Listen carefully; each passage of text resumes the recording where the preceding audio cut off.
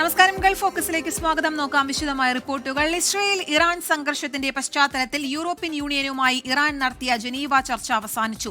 പ്രശ്നപരിഹാരത്തിന് ചർച്ചയാകാമെന്ന് Iran അറിയിച്ചതായി French വിദേശകാര്യമന്ത്രി പറഞ്ഞു. നയതന്ത്ര ചർച്ച തുടരുമെന്ന് യൂറോപ്യൻ യൂണിയൻ നിലപാടെടുത്തു. മുഹമ്മദ് അൻവറാണ് ഇന്റർനാഷണൽ ന്യൂസ് ഡെസ്കിൽ നിന്ന് ചേരുന്നത്. അൻവർ, ഈ ജനീവ ചർച്ചയിൽ എന്തൊക്കെ കാര്യങ്ങളാണ് ഇന്ന് ഉന്നയിച്ചതൊപ്പം ഒരു സമാധാനത്തിനുള്ളൊരു അന്തരീക്ഷം അവിടെ ഉയരുന്നുണ്ടോ? കീർത്തന, 90 മിനിറ്റുകൾക്ക് ശേഷം ജനീവ ചർച്ച അവസാനിച്ചിരിക്കുന്നു എന്നാണ് ഏറ്റവും പുതിയ വിവരം. ഈ ജനീവ ചർച്ചയിൽ യൂറോപ്യൻ യൂണിയൻ രാജ്യങ്ങളിലെ വിദേശകാര്യമന്ത്രിമാർക്കൊപ്പം ഇറാൻ വിദേശകാര്യമന്ത്രിയും പങ്കെടുത്തിരുന്നു. കഴിഞ്ഞ 1.5 മണിക്കൂറായി അവിടെ നടന്ന ചർച്ചയിൽ പ്രധാനമായും ഈ ഇറാൻ ഇസ്രായേൽ പ്രശ്നപരിഹാരത്തിനുള്ള സാധ്യതകളാണ് ചർച്ച ചെയ്തത്. ഈ ചർച്ച തുടങ്ങുന്നതിന് മുമ്പ് തന്നെ ഇറാൻ വിദേശകാര്യമന്ത്രി അബ്ബാസ് അറഗ്ചി വ്യക്തമാക്കിയ കാര്യം, ഇസ്രായേലിൻ്റെ ഏകപക്ഷീയമായ ആക്രമണം ഏത് സമയം അവസാനിപ്പിക്കുന്നുവോ ആ സമയം ചർച്ചകൾക്ക്, സംഭാഷണങ്ങൾക്ക് ഇറാൻ ഒരുക്കമാണെന്നായിരുന്നു. ഇപ്പോൾ 1.5 മണിക്കൂറിന് ശേഷം ഈ ചർച്ച, ഇവർ തമ്മിലുള്ള ചർച്ച കഴിഞ്ഞതിന് ശേഷവും ഇറാൻ വിദേശകാര്യമന്ത്രി മാധ്യമങ്ങളെ കണ്ടപ്പോൾ വ്യക്തമാക്കിയ കാര്യം, ഇസ്രായേലിൻ്റെ ഏകപക്ഷീയമായ ആക്രമണം അവസാനിപ്പിച്ചാൽ ഇറാൻ ചർച്ചകൾക്ക് തയ്യാറാണ് എന്ന കാര്യമാണ് ഇപ്പോൾ ഇറാൻ വിദേശകാര്യമന്ത്രി അറിയിച്ചിട്ടുള്ളത്. ഈ ചർച്ചയിൽ പങ്കെടുത്ത ജർമ്മൻ വിദേശകാര്യമന്ത്രിയും അടക്കമുള്ള മറ്റുള്ള നേതാക്കൾ പറയുന്ന കാര്യം, നയതന്ത്ര ചാനലിലൂടെ മാത്രമാണ് ഈ പ്രശ്നത്തിനൊരു പരിഹാരം ഉണ്ടാവുക. അതുകൊണ്ട് തന്നെ ഈ പ്രശ്നപരിഹാരത്തിനുള്ള നയതന്ത്ര ചർച്ചകൾ തുടരാൻ ഇറാനോട് ആവശ്യപ്പെട്ടിട്ടുണ്ട് എന്ന കാര്യമാണ് യൂറോപ്യൻ യൂണിയനിലെ മറ്റ് വിദേശകാര്യ മന്ത്രിമാർ വ്യക്തമാക്കുന്നത്. അതായത് ഇറാൻ വിദേശകാര്യമന്ത്രി പുറത്ത് ഇസ്രായേൽ ആക്രമണം അവസാനിപ്പിച്ചാലേ ചർച്ച ഇറാൻ തയ്യാറുള്ളൂ എന്ന് പറയുമ്പോഴും ബാക്ക്ഡോർ ഡിസ്കഷൻ്റെ ഭാഗമായി, അല്ലെങ്കിൽ അന്താരാഷ്ട്ര ഈ യൂറോപ്യൻ യൂണിയൻ രാജ്യങ്ങൾ അടക്കമുള്ള രാഷ്ട്രങ്ങൾ ഇസ്രായേലും അമേരിക്കയുമായുള്ള സഖ്യരാജ്യങ്ങളാണ്, സുഹൃത്ത് രാജ്യങ്ങളാണ്. അവരുടെ സൗഹൃദം, സഖ്യരാഷ്ട്ര പദവി ഉപയോഗിച്ചുകൊണ്ട് ഇസ്രായേലിനോടും ഇറാനോടും ഒരുപോലെ ഇക്കാര്യത്തിൽ പ്രശ്നപരിഹാരത്തിനുള്ള സാധ്യതകൾക്ക് അവിടെ ഒരു സാധ്യതയുണ്ട്. അതുകൊണ്ട് തന്നെ ആ തരം ചർച്ചകൾ, ബാക്ക്ഡോർ ഡിസ്കഷൻസിനാണ് ഇപ്പോൾ സാധ്യതയുള്ളത്. അക്കാര്യമാണ് ഇപ്പോൾ നമുക്ക് ഏറ്റവും പുതുതായി ജനീവ ചർച്ചയുടെ പുതിയ തീരുമാനമായി നമുക്ക് അറിയിക്കാനുള്ളത്. കീർത്തന. അൻവർ, അതേസമയം ഐക്യരാഷ്ട്രസഭ സുരക്ഷാ സമിതി യോഗത്തിൽ ഇറാൻ ഇസ്രായേൽ വാക്പോര് കടുക്കുകയാണ്. ഇസ്രായേൽ നടത്തുന്ന അന്താരാഷ്ട്ര നിയമങ്ങളുടെ നഗ്നമായ ലംഘനമെന്നാണ് ഇറാൻ ആരോപിക്കുന്നത്. ഇസ്രായേൽ ആക്രമണത്തിൽ കൊല്ലപ്പെട്ടവരുടെ ചിത്രം ഉയർത്തിയായിരുന്നു ഇറാൻ അംബാസഡറുടെ പ്രസംഗം. പ്രതികരണത്തിലേക്ക് ആദ്യം. The strike were planned and systematic, killing senior military officials, scientists, professors, students, doctors, artists, athletes, rescuers, and ordinary civilians, including women, children, and infants. Many died in their sleep. These children killed in their bed.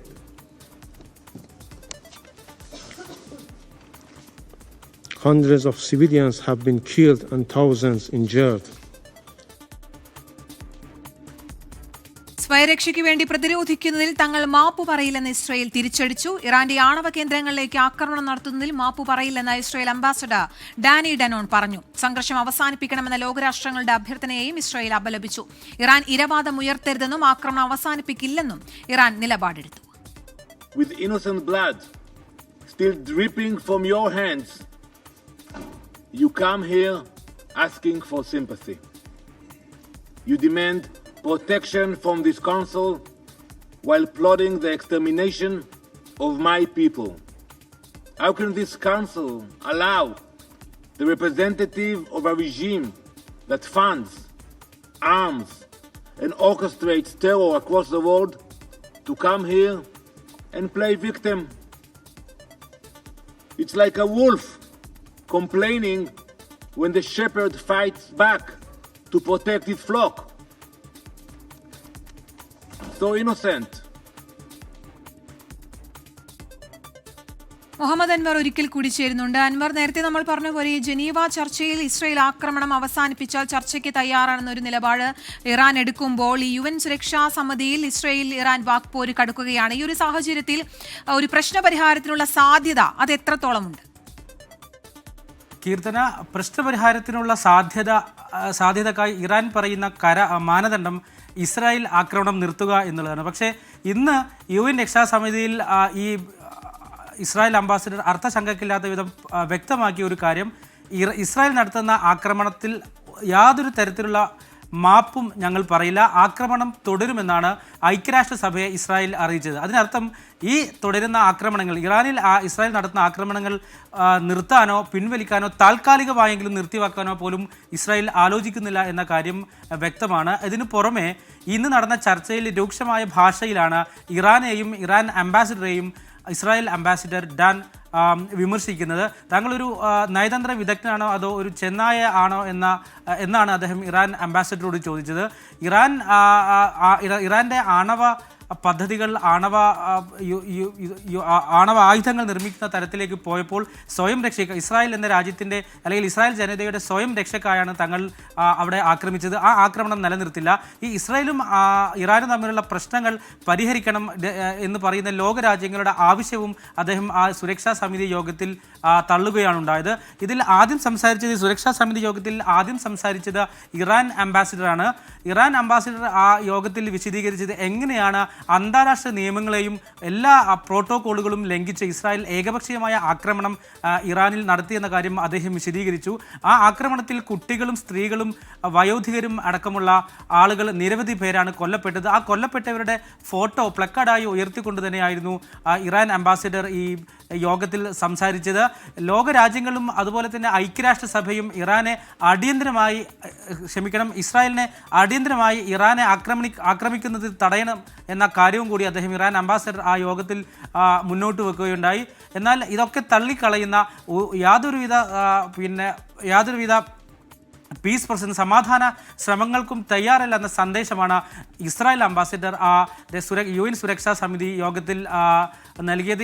ഈ സുരക്ഷാ സമിതി യോഗം തുടങ്ങുന്നതിന് മുമ്പ് തന്നെ ഐക്യരാഷ്ട്രസഭ secretary general ഇരു രാജ്യങ്ങളോടും ആവശ്യപ്പെട്ട് നിങ്ങൾ സമാധാനത്തിനൊരു ചാൻസ് കൊടുക്കൂ, ഗീവ് ചാൻസ് ഫോർ പീസ് എന്ന് പറഞ്ഞാണ് അദ്ദേഹം ആ ചർച്ച തുടങ്ങിയത്. നിങ്ങൾ സമാധാനത്തിനൊരു അവസരം കൊടുക്കൂ, ഇരു രാജ്യങ്ങളും ആക്രമണം കുറക്കണം, സമാധാനം പുനഃസ്ഥാപിക്കാനുള്ള ശ്രമങ്ങൾ ഇരു രാജ്യങ്ങളും തുടരണമെന്ന അഭ്യർത്ഥന അദ്ദേഹം ആ യോഗത്തിന് മുന്നിൽ വെച്ചിരുന്നു. അതുപോലെ തന്നെ അമേരിക്ക നമുക്കറിയുന്നത് പോലെ ഇസ്രായേലിനെ പിന്തുണച്ചാണ് യോഗത്തിൽ സംസാരിച്ചത്. അമേരിക്കയും ഇറാനും നടന്നുകൊണ്ടിരിക്കുന്ന ആണവ നിരായുധീകരണ ചർച്ചയിൽ ഇറാൻ ഒപ്പിട്ടിരുന്നെങ്കിൽ ഇന്ന് ഈ ആക്രമണം, ഇന്ന് ഈ പ്രശ്നം ഉണ്ടാകുമായിരുന്നില്ല എന്നാണ് അമേരിക്കൻ അംബാസിഡർ പറഞ്ഞത്. റഷ്യൻ അംബാസിഡർ ഇസ്രായേലിനെ എതിർത്തും സംസാരിച്ചു. കീർത്തന. ശരി, ഇറാൻ ഇസ്രായേൽ സംഘർഷത്തിന്റെ ഏറ്റവും പുതിയ വിവരങ്ങളാണ് ഇന്റർനാഷണൽ ന്യൂസ് ഡെസ്കിൽ നിന്ന് മുഹമ്മദ് അൻവർ നൽകിയത്. അതേസമയം ഇന്ത്യൻ പൗരന്മാരുമായി മഷാദിൽ നിന്ന് തിരിച്ച വിമാനം ഡൽഹിയിലെത്തി. 290 വിദ്യാർത്ഥികളാണ് ഡൽഹിയിലെത്തിയത്. മഷാദിൽ നിന്നും 290 വിദ്യാർത്ഥികളുമായുള്ള വിമാനമാണ് ഇപ്പോൾ ഓപ്പറേഷൻ സിന്ദൂറിന്റെ ഭാഗമായി ഡൽഹിയിലെത്തിയത്.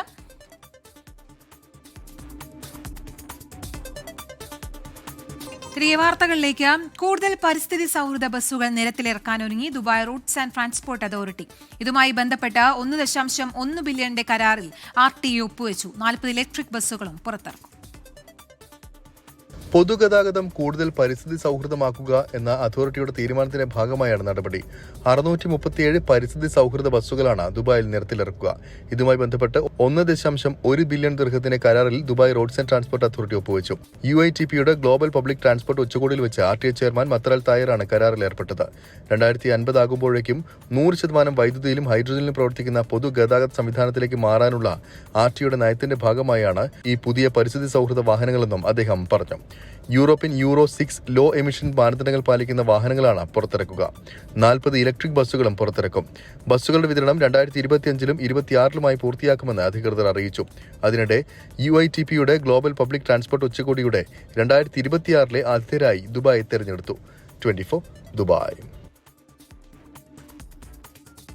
UAEയിൽ വിദേശ വ്യാപാരത്തിനായി പുതിയ മന്ത്രാലയം രൂപീകരിച്ചു. ഡോക്ടർ താനി അൽ സയൂദി ആയിരിക്കും പുതിയ വിദേശ വ്യാപാര മന്ത്രി. UAE വൈസ് പ്രസിഡന്റും പ്രധാനമന്ത്രിയും ദുബായ് ഭരണാധികാരിയുമായ Sheikh Mohammed bin Rashid Al മക്തൂമാണ് സുപ്രധാന പ്രഖ്യാപനം നടത്തിയത്. വിദേശ വ്യാപാരത്തിനായി പുതിയ മന്ത്രാലയം രൂപീകരിച്ചതുൾപ്പെടെ സുപ്രധാന തീരുമാനങ്ങളാണ് UAE കൈക്കൊണ്ടിരിക്കുന്നത്. UAE വൈസ് പ്രസിഡന്റ് പ്രധാനമന്ത്രിയും ദുബായ് ഭരണാധികാരിയുമായ his highness Sheikh Mohammed bin Rashid Al മക്തൂമാണ് സമൂഹമാധ്യമമായ എക്സിലൂടെ തീരുമാനം പ്രഖ്യാപിച്ചത്. ഡോക്ടർ താനി അൽ സയൂദി ആയിരിക്കും പുതിയ വിദേശ വ്യാപാര മന്ത്രി. 2016 ഫെബ്രുവരി മുതൽ 2020 ജൂലൈ വരെ കാലാവസ്ഥാ വ്യതിയാന പരിസ്ഥിതി മന്ത്രിയായിരുന്ന അദ്ദേഹം 2020 ജൂലൈ മുതൽ വിദേശ വ്യാപാര സഹമന്ത്രിയായി സേവനമനുഷ്ഠിച്ചു വരികയായിരുന്നു. അതോടൊപ്പം സാമ്പത്തിക മന്ത്രാലയത്തിന്റെ പേര് സാമ്പത്തിക ടൂറിസം മന്ത്രാലയം എന്ന് മാറ്റിയിട്ടുണ്ട്. അബ്ദുള്ള ബിൻ തൗക്കൽ മറിയായിരിക്കും നേതൃത്വം നൽകുക എന്നും അധികൃതർ അറിയിച്ചു. 24 ദുബായ്. ഹെയർ ട്രാൻസ്പ്ലാന്റ് രംഗത്ത് വിപ്ലവകരമായ പുത്തൻ സാങ്കേതിക വിദ്യ അവതരിപ്പിച്ച് കോസ്മെറ്റിക് ശൃംഖലയായ ക്യൂട്ടീസ് ഇന്റർനാഷണൽ. തലയിലെ മുഴുവൻ മുടിയും നീക്കം ചെയ്യാതെ തന്നെ ഹെയർ ട്രാൻസ്പ്ലാന്റ് ചെയ്യാനുള്ള സംവിധാനമാണ് ക്യൂട്ടീസ് ഒരുക്കിയിരിക്കുന്നത്. തലയിലെ മുടി പൂർണ്ണമായി നീക്കം ചെയ്ത ശേഷം മുടി പിടിപ്പിക്കുന്ന പരമ്പരാഗത രീതിയിൽ നിന്ന് വ്യത്യസ്തമായി ഫോളിക്കുലർ യൂണിറ്റ് എക്സ്ട്രാക്ഷൻ സാങ്കേതിക വിദ്യയിലൂടെ നീളമുള്ള മുടി ഷേവ് ചെയ്ത് തന്നെ പറിച്ചു നേടാൻ സഹായിക്കുന്ന സംവിധാനമാണ് ഒരുക്കിയിരിക്കുന്നത്. ദീർഘകാലത്തെ ഗവേഷണത്തോടൊപ്പം പുത്തൻ സാങ്കേതിക വിദ്യയും ഒത്തിണക്കിയാണ് ലോങ് ഹെയർ ട്രാൻസ്പ്ലാന്റ് നേട്ടം കൈവരിച്ചിരിക്കുന്നതെന്നും ഉപഭോക്താക്കൾക്കേറെ സൗകര്യപ്രദമാണ് പുതിയ രീതിയെന്നും ക്യൂട്ടീസ് അധികൃതർ അറിയിച്ചു. ഹെയർ ട്രാൻസ്പ്ലാന്റേഷൻ എല്ലാവർക്കും അറിയാം. അതിൽ തന്നെ നമ്മൾ വിത്തൗട്ട് ഡ്രിമ്മിങ് ഹെയർ ഡ്രിം ചെയ്യാതെ ഈ ഒരു പ്രൊസീജിയർ ചെയ്യുക, ഹെയർ ട്രാൻസ്പ്ലാന്റ് പ്രൊസീജിയർ ചെയ്ത് വെക്കുക. അതിലൊരു ബെനിഫിറ്റ്സ് എന്താണെന്ന് പറഞ്ഞു കഴിഞ്ഞാൽ ഒരു 7 ദിവസം കഴിയുമ്പോൾ അവർ പ്രൊസീജിയറിന് മുമ്പ് എങ്ങനെയായിരുന്നോ ഇല്ലെങ്കിൽ ആ ഒരു രീതിയിൽ അവർക്ക് ഫ്രീ ആയിട്ട് അവരെ കാര്യങ്ങളൊക്കെ നോക്കിപ്പോകാം. ഈ ചെയ്ത എവിഡൻസുകൾ പുറത്ത് പറയേണ്ട ആവശ്യമില്ല. കാരണം ഈ ഒരു പ്രൊസീജിയർ ചെയ്ത് കഴിഞ്ഞാൽ എല്ലാവർക്കും ഉണ്ടാകുന്ന ഒരു പ്രോബ്ലം, ഇത് ചെയ്തു എന്ന് എല്ലാവരും അറിയും, അതറിഞ്ഞാൽ എന്താ, അങ്ങനത്തെ കുറേ ഇത് ബാക്കിലേക്ക് വലിക്കുന്ന ഒരു സംഭവം നമുക്ക് ക്ലിയർ ചെയ്യാം എന്നുള്ളത് മാത്രമാണ് ഈ ഒരു പ്രൊസീജിയർ ലോങ് ഹെയർ ട്രാൻസ്പ്ലാന്റേഷൻ എന്നുള്ളത്. Hair transplantation, hair and skin care, cosmetology രംഗത്ത് കഴിഞ്ഞ 11 വർഷത്തെ സേവന പാരമ്പര്യമുള്ള സ്ഥാപനമാണ് quotes international. Hair transplantation, PRP, GFC തുടങ്ങി ഈ രംഗത്തെ എല്ലാ ചികിത്സാ സൗകര്യവും ലഭ്യമാണ്. നിലവിൽ UK, Oman, Dubai, Sharjah, Ras al Khaimah, Hyderabad, Bangalore, Trivandrum, Kochi, Kozhikode, Malappuram എന്നിവിടങ്ങളിൽ ക്യൂട്ടീസിന് ശാഖകളുണ്ട്. Saudi Arabia, Qatar, Abu Dhabi, Mumbai, Kannur, Coimbatore എന്നിവിടങ്ങളിൽ പുതിയ ശാഖകളും ഷാർജയിൽ ഒരു കോസ്മെറ്റിക് ഹോസ്പിറ്റലും ആരംഭിക്കാൻ ക്യൂട്ടീസ് ഒരുങ്ങുകയാണെന്നും അധികൃതർ അറിയിച്ചു. 24 ദുബായ്. ഇന്ത്യ കാനഡ നയതന്ത്ര ബന്ധം സജീവമാകുന്നതിനിടെ ഖാലിസ്ഥാനി തീവ്രവാദികൾക്കെതിരെ കാനഡയിൽ നിന്ന് ഇന്ത്യക്കെതിരെ നീക്കം നടത്തുന്ന ഖാലിസ്ഥാനികൾ ദേശീയ സുരക്ഷയ്ക്ക് ഭീഷണിയെന്ന സെക്യൂരിറ്റി ഇന്റലിജൻസ് സർവീസ്. ഇത് ആദ്യമായാണ് ഖലിസ്ഥാൻ തീവ്രവാദികൾക്കെതിരെ കാനഡ രംഗത്ത് വരുന്നത്. രാജ്യത്ത് ആക്രമണങ്ങൾ നടത്തി കാനഡയിൽ അഭയം തേടുന്ന ഖാലിസ്ഥാൻ തീവ്രവാദികൾക്കെതിരെ നടപടി സ്വീകരിക്കണമെന്നത് ഇന്ത്യയുടെ തുടർച്ചയായുള്ള ആവശ്യമായിരുന്നു. കനേഡിയൻ മുൻ പ്രധാനമന്ത്രി ജസ്റ്റിൻ ട്രൂഡോയുടെ കാലത്ത് ഇന്ത്യയുടെ ഈ ആവശ്യത്തോട് മുഖം തിരിച്ചു. എന്നാൽ മാർക്ക് കാർണിയുടെ ഭരണകൂടം ഖാലിസ്ഥാൻ തീവ്രവാദത്തെ എതിർക്കുകയാണ്. കാനഡയുടെ സെക്യൂരിറ്റി ഇന്റലിജൻസ് സർവീസ് സമർപ്പിച്ച വാർഷിക റിപ്പോർട്ടിൽ ഖാലിസ്ഥാൻ തീവ്രവാദികൾ ദേശീയ സുരക്ഷയ്ക്ക് ഭീഷണിയാണെന്ന് പറയുന്നു. ഇന്ത്യയിൽ അക്രമം പ്രോത്സാഹിപ്പിക്കുന്നതിനും ധനസമാഹരണത്തിനുമായി ഇവർ കാനഡ താവളമാക്കുന്നുവെന്നും റിപ്പോർട്ടിൽ പരാമർശമുണ്ട്. ഇന്ത്യയുടെ തുടർച്ചയായ ആവശ്യത്തെ കാനഡ പരിഗണനയിലെടുക്കുന്നുവെന്നതിന്റെ സൂചന കൂടിയാണിത്. കാനഡയിലിരുന്ന് ഇന്ത്യക്കെതിരെ തുടർച്ചയായി ഭീഷണി നടത്തുന്ന ഗുർപന്ത്വന്ത് സിംഗ് പന്നുവിനെ പോലുള്ള ഖാലിസ്ഥാൻ തീവ്രവാദികളെ പിടികൂടി നാട്ടിലെത്തിക്കുന്നതിന് കാനഡയുടെ സഹായം ഒരുപക്ഷെ ഇന്ത്യക്ക് ലഭിച്ചേക്കും. കനേഡിയൻ പ്രധാനമന്ത്രി ജസ്റ്റിൻ ട്രൂഡോയുടെ കാലത്ത് ഖാലിസ്ഥാൻ തീവ്രവാദി ഹർദീപ് സിംഗ് നിജാറിനെ വധിച്ചതോടെയാണ് ഇന്ത്യയും കാനഡയും തമ്മിലുള്ള നയതന്ത്ര ബന്ധം കൂടുതൽ വഷളായത്. 24 ഡൽഹി. ഭാരതാംബ ചിത്ര വിവാദത്തിന് പിന്നാലെ ഗവർണറുടെ അധികാരങ്ങൾ പാഠപുസ്തകത്തിൽ ഉൾപ്പെടുത്താൻ പൊതുവിദ്യാഭ്യാസ വകുപ്പ് തീരുമാനിച്ചു. ഗവർണർക്കെതിരെ CPIM-ഉം രംഗത്തെത്തി. എന്നാൽ ഭാരതാംബയുടെ ചിത്രത്തിന് മുന്നിലെ പുഷ്പാർച്ചന തുടരുമെന്നാണ് ഗവർണറുടെ നിലപാട്. ബംഗാൾ രാജ്ഭവനിലും ഭാരതാംബയുടെ ചിത്രം വയ്ക്കാൻ തീരുമാനിച്ചു. രാജ്ഭവനിലെ ചടങ്ങുകൾ ഭാരതാംബയുടെ ചിത്രത്തിന് മുന്നിൽ പുഷ്പാർച്ചന നിർബന്ധമാക്കിയതിന് പിന്നാലെയാണ് ഗവർണറുടെ അധികാരങ്ങൾ പാഠ്യവിഷയമാക്കാൻ പൊതുവിദ്യാഭ്യാസ വകുപ്പ് തീരുമാനമെടുത്തത്. ഈ അധ്യയന വർഷം മുതൽ 10ാം ക്ലാസ് പാഠപുസ്തകത്തിൽ വിഷയം ഉൾപ്പെടുത്താനാണ് തീരുമാനം. ഗവർണറുടെ ഭരണഘടനാപരമായ അധികാരങ്ങൾ പാഠപുസ്തകത്തിൽ ഉൾപ്പെടുത്താൻ വേണ്ടി തീരുമാനിച്ചിരിക്കുകയാണ്. ഈ വർഷം 10ാം ക്ലാസ്സിലെ 2ാം വോള്യത്തിൽ ഉൾപ്പെടുത്താനാണ് ഉദ്ദേശിക്കുന്നത്. ഭാരതാംബയുടെ ചിത്രത്തിന് മുന്നിലെ പുഷ്പാർച്ചന പതിവാക്കിയതിൽ പ്രതിഷേധിച്ച് രാജ്ഭവനിലെ പരിപാടി ബഹിഷ്കരിച്ച മന്ത്രി വി ശിവൻകുട്ടിയെ പിന്തുണച്ച് CPIM രംഗത്ത് വന്നു. ഇക്കാര്യത്തിൽ മന്ത്രി ശിവൻകുട്ടി കാണിച്ച സമീപനം ശരിയായ ദിശയിലുള്ളതും നമ്മുടെ നാടിൻ്റെ മതനിരപേക്ഷ പാരമ്പര്യത്തെ ഉയർത്തിപ്പിടിക്കുന്നതുമാണ്. ഇക്കാര്യത്തിൽ RSS ചിഹ്നം പ്രദർശിപ്പിച്ച രാജ്ഭവനാണ് ഭരണഘടനാപരമായ രീതികളെ ലംഘിച്ചിരിക്കുന്നത്. ഗവർണർക്കെതിരായ നിലപാട് ഘടിപ്പിച്ച് CPIM ശക്തമായ രംഗത്തുണ്ട്. ഭരണഘടനാ വിരുദ്ധമായ നിയമവിരുദ്ധമായ ബിംബങ്ങളും പ്രതീകങ്ങളും എല്ലാം സ്ഥാപിച്ചുകൊണ്ട് അതാണ് ഭാരതമാതാവെന്ന് വ്യാഖ്യാനിച്ചുകൊണ്ട് ഒരു RSS കാര്യാലയമാക്കി രാജ്ഭവനെ മാറ്റാൻ ഗവർണർ വാശി പിടിച്ചാൽ മന്ത്രിക്ക് അതല്ലാതെ വേറെ പോകാൻ വഴിയില്ല. ഭാരതാംബ വിവാദത്തിൽ കേരള ഗവർണറുടെ പാത പിന്തുടരാൻ പശ്ചിമബംഗാൾ രാജ്ഭവനും തീരുമാനിച്ചു. ഭാരതംബയുടെ ചിത്രം രാജ്ഭവനിൽ സ്ഥാപിക്കാൻ ബംഗാൾ ഗവർണർ CV ആനന്ദബോസ് നിർദ്ദേശം നൽകി. 24 തിരുവനന്തപുരം. മലയാളികളുടെ പ്രിയപ്പെട്ട റിയാലിറ്റി ഷോ ആയ ഫ്ലവേഴ്സ് ടോപ്പ് സിംഗർ 6ാം സീസണിന്റെ ഓഡീഷൻ ആരംഭിച്ചു. കാസർഗോഡ് രാജാസ് റെസിഡൻസിയിൽ വെച്ച് നടന്ന ആദ്യ ഓഡീഷനിൽ 100 കണക്കിന് കുരുന്നുകൾ പങ്കെടുത്തു. നാളെയും മറ്റന്നാളും കണ്ണൂർ ജില്ലയിലാണ് ഓഡീഷൻ നടക്കുക. ടെലിവിഷൻ റിയാലിറ്റി ഷോകളിലെ ടോപ്പ് സ്റ്റാറായി മാറിയ ഫ്ലവേഴ്സ് ടോപ്പ് സിംഗർ 6ാം സീസണിന്റെ ഓഡീഷൻ വേദികളിൽ അഭൂതപൂർവമായ തിരക്ക്. കാസർഗോഡ് ജില്ലയിൽ കാഞ്ഞങ്ങാട് രാജാസ് റെസിഡൻസിയിൽ ഇന്ന് രാവിലെ മുതൽ ആരംഭിച്ച ഓഡീഷനിലെത്തിയത് 100 കണക്കിന് കുരുന്നുകൾ. ആദ്യമായിട്ടാണ് ഓഡീഷൻ വരുന്നത്? അല്ല, ഒരുപാട് വർഷം വന്നിട്ടുണ്ടായിരുന്നു. 6 പാട്ടുകൾ വീതം പിടിച്ചിട്ടുണ്ട്. ഫ്ലവേഴ്സ് ടോപ്പ് സിംഗറെ ഇഷ്ടപ്പെട്ടിട്ട് വന്നതാണോ? ആ, ഇഷ്ടപ്പെട്ടിട്ടാ വന്നത്. താനേ പോവിട്ട മോഹം മോഹം വിതുമ്പും നേരം പാടുന്നു. നാളെയും മറ്റന്നാളും കണ്ണൂർ റോയൽ ഒമാർ ഹോട്ടലിൽ വെച്ച് ഓഡിഷൻ നടക്കും. ചന്ദനം ചാർത്തിയ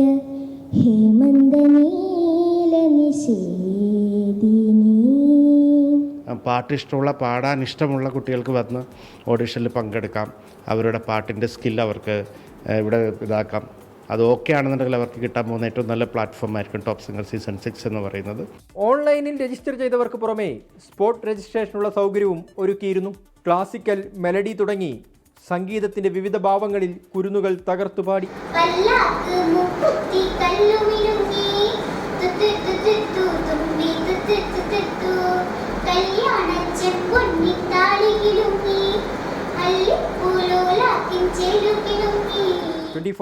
കാസർഗോഡ്.